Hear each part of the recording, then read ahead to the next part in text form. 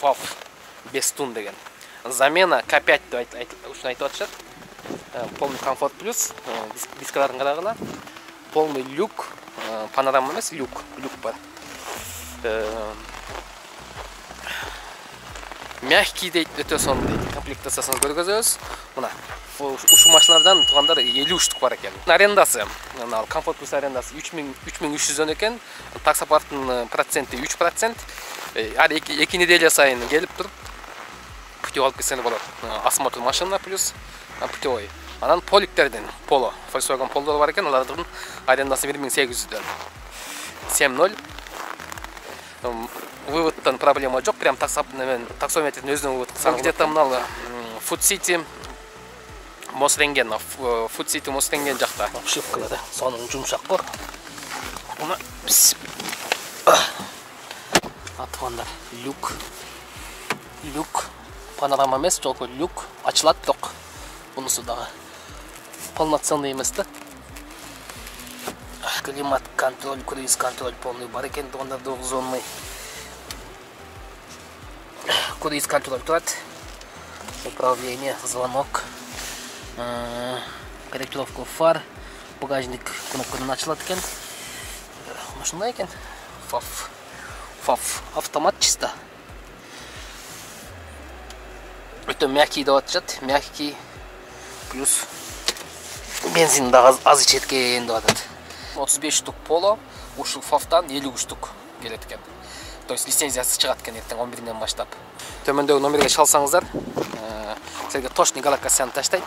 Мен азыр силерге оклейка боюнча, оклейкага машина таксопарктар менен договор кылып жүрөм.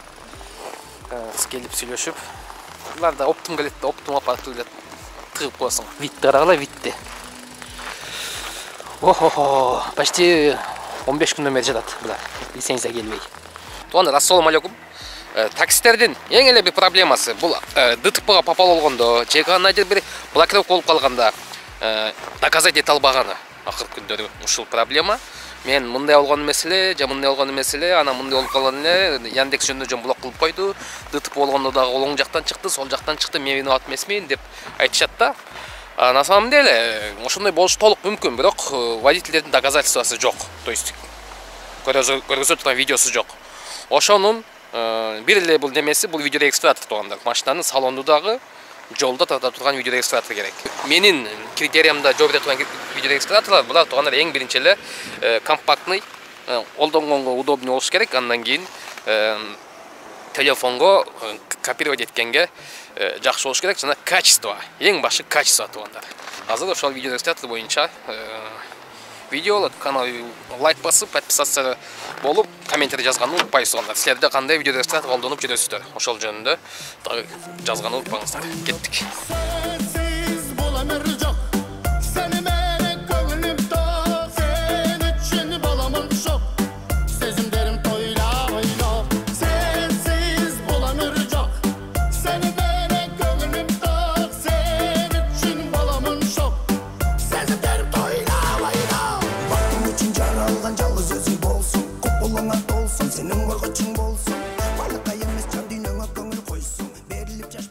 Плюс чагын баштайын. Плюс чагы бул качество. Съемканын видеону салонудагы жолда тартканды өтө сонун жакшы качество менен тартып берет.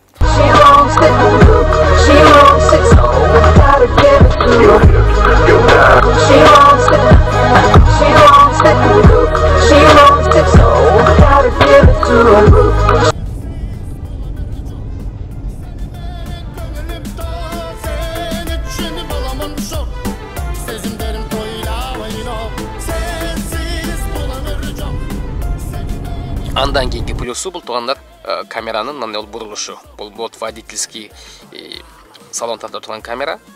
Мындай бурулат. Мисалы, данный момент бул жакта жол тартып турган камера. Мындай караганда бул камера көрүнбөйт деле. Эгер нерде клиенттин машинеде турса, мына клиенттин машинасында камера видеорегистратор бар экени көрүнбөйбү? Ушул учурда видеорегистратор кандай алып тартып атат. Аны дагы мындай көрсөңүздөр болот. Ayarlap жүрөмүн эгер билсең, айтылган сөздөрүм сен ишин. Эч кимге бербейм, эч кимге бербейм. Акыллысың сен мен жаныңда, ушундай болсун дайыма. Wi-Fi гана күйөт тугандар. Бул жерде включение менен отключениясы бар. Бул жерде микрофону бар. Микрофонду басып койсоңуз без звук запись болот, бирок анысы жок, кереги жок. Аны басып чыгыштын кереги жок. Бул кнопка болсо GPS-тики, GPS жандырып койсоңуз болот. А бул кнопка болсо Wi-Fi. Wi-Fi-ди жандырып турсаңыздар. Wi-Fi enabled. Приложениясы бар. VOFO деген подключение к видеорегистратору дейт. Автоматически мындай чыгат. Азык учурда мисалы тартып атат. Мына менин камерам. А бул болсо тартып салон. Салонда. Бир жакпаган жерин айтайын. Мен мына жакам каралып турат го. А бул болсо күндүз ушундай гана инфракрасный бир немеси күйөт экен, подсветкасы. Кээ бир светтерди ушундай розовый болуп коет. А так кээ бир жерлерде, мисалы, мындай биз оң жактан күн тийип турат, күн тийгенде автоматически бунун ушундай окшогон анча-мынча материалдардын светин өзгөртүп коет экен. Ушунусуна гайд тоскону сразу мына алып коюп койсоңар, чонада болот. Ичине ылдый кылып койсоңар болот. Ылдый кылып туруп, мындай кылып койсоңар болот. Же болбосо до конца көтөрүп койсоңар болот. Ар ким өзү билет. Мындай алып. Эгер үстүдө турса да, же болбосо мындай алып туруп, мындай кылып койсоңар болот. Бунун ушул мага именно ушул салон тарткан камеранын мындай кичине бул жака бурулганы жакты. Эми плюс жагы ушул тугандар, качество, салон тарткан удобствосы, камеранын бурулганы, андан кийин көзгө көрүнбөгөнү. Бул мен каалаган плюстары ушул. Минус жагын айтайын. Минус жагын айтканда тугандар булардын баасы кымбат экени минус жакка киргизип кое берейин. Экинчи минус жагын айтканда бул мисалы файлдар турат да, полный файл турат. Нерге басканда полный файлдар чыгат. Азык учурда тартып аткан файлдар мына сүйлөп атат полный. Тантып сүйлөп аткан бир угузайын. Телефонго киребиз. Wi-Fi жандырабыз. Wi-Fi connected. Wi-Fi connected. Wi-Fi соединен.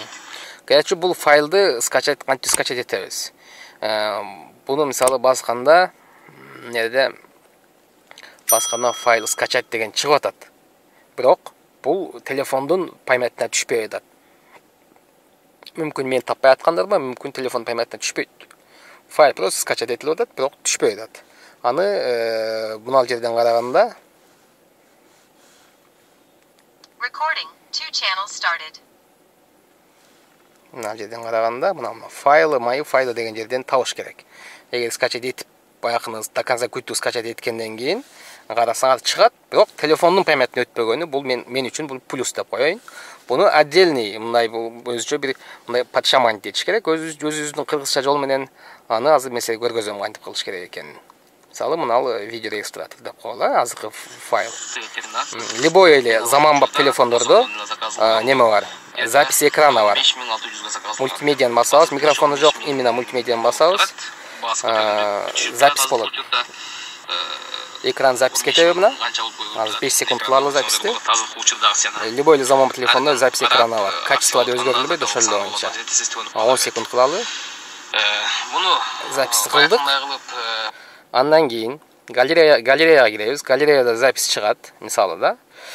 Буну басканда ушул файлды прям мисалы бул Samsung A73, мына болсо Samsung A51 ушундай болсо бул телефондо деле бар запись экрана, булда деле бар. Башка кытайский телефондо, iPhone'да деле болсо керек. Мынаны өзгөртөсүңөр. Мына 16:09 болуп тартат бунун размери. Өзгөрүлдү. Так.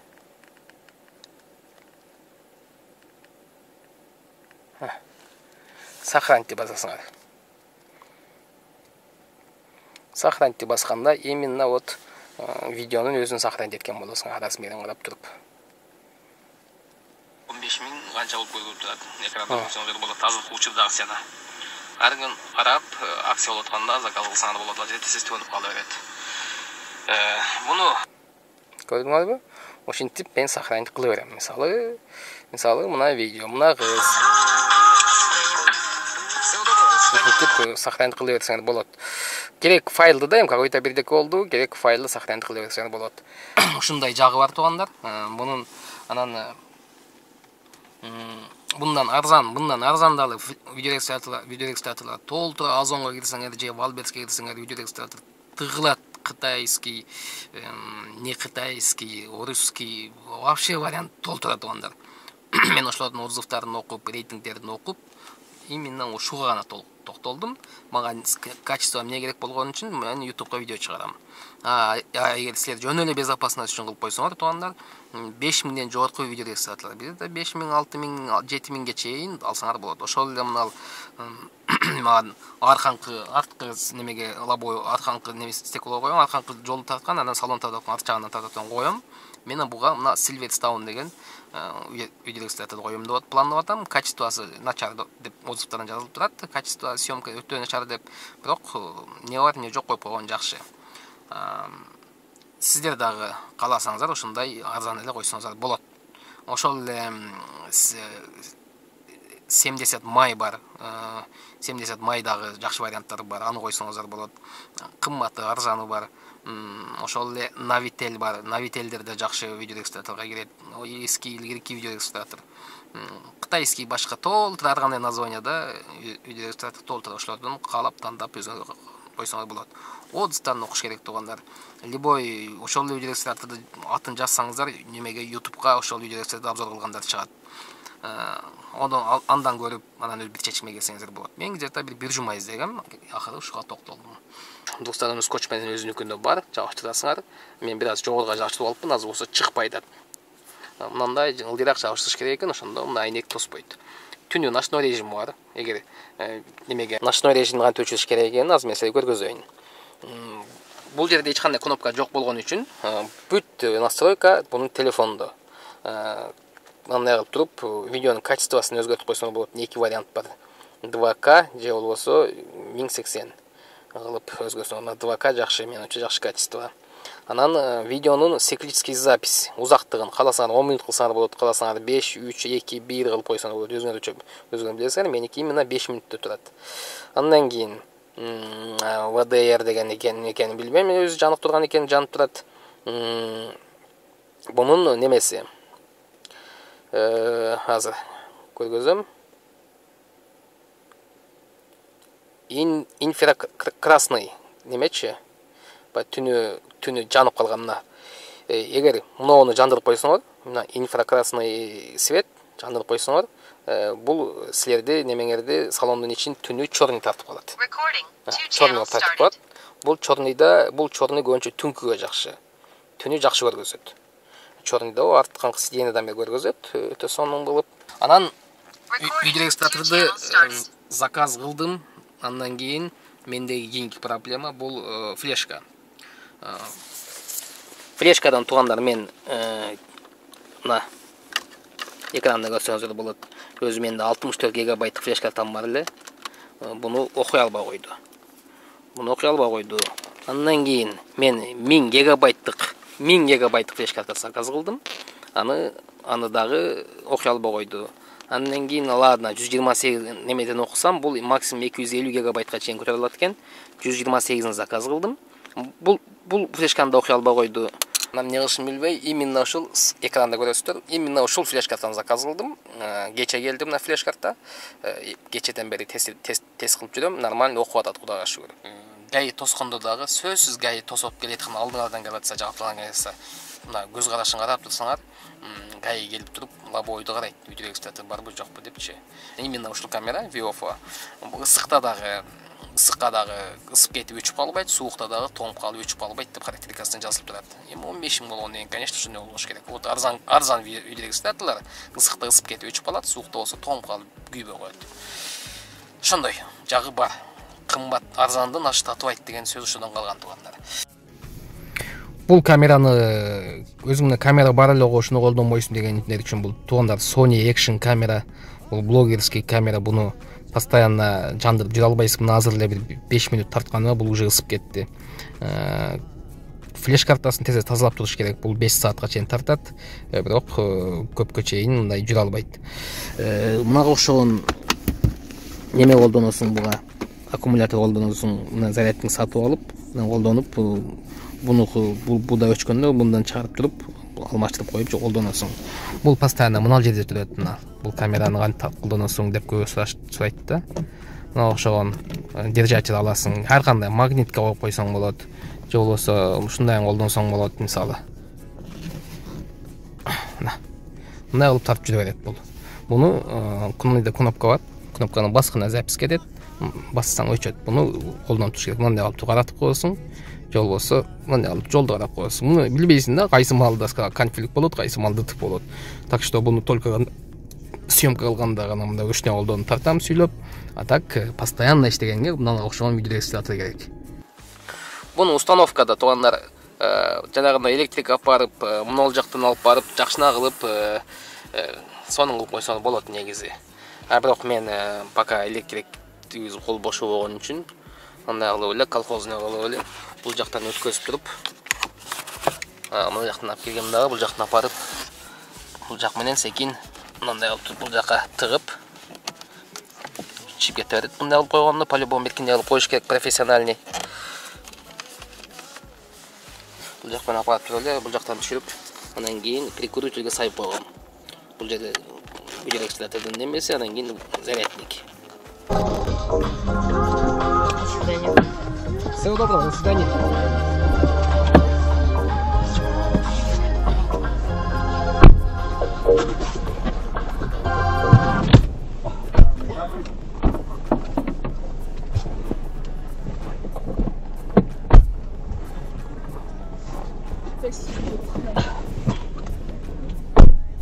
Всего доброго.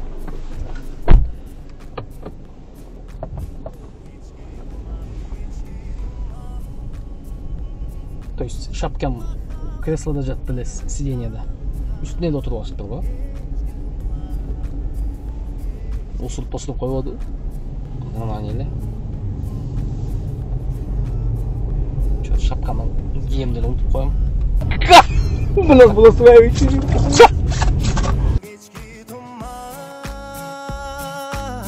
Mahabatım marı canlığa geç git umma